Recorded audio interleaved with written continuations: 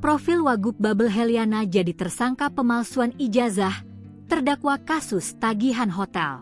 Bareskrim Polri membenarkan status hukum Wakil Gubernur, Wagub, Bangka Belitung, Heliana saat ini sudah ditetapkan sebagai tersangka dalam kasus dugaan ijazah palsu. Hal ini dibenarkan oleh Karopenmas Divisi Humas Polri Brigjen Trunoyudo Wisnu Andiko.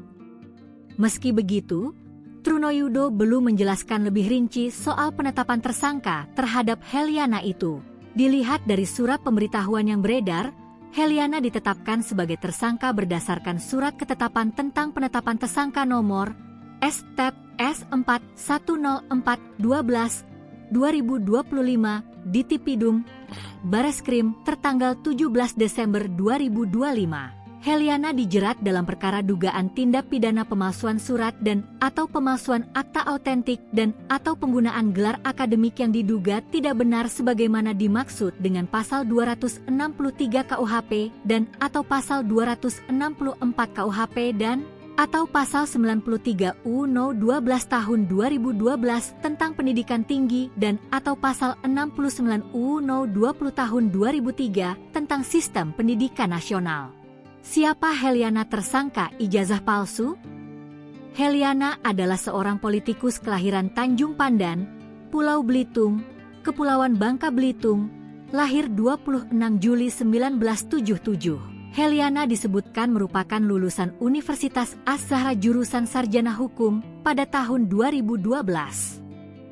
Karir politiknya dimulai sebagai anggota DPRD Kabupaten Belitung selama 2 periode berturut-turut dari 2009 hingga 2019.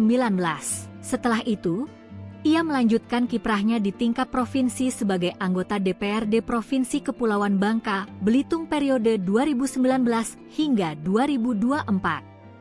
Di sana, dia menjabat sebagai Ketua Komisi I dan Wakil Pimpinan 3 DPRD Babel. Heliana juga menjabat sebagai Ketua DPW Partai Persatuan Pembangunan, PPP, Bangka Belitung.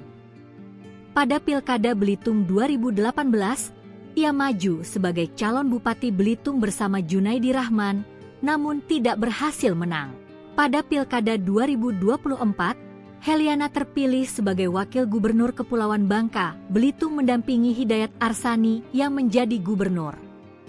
Ia resmi dilantik pada 17 April 2025 untuk masa jabatan 2025 hingga 2030.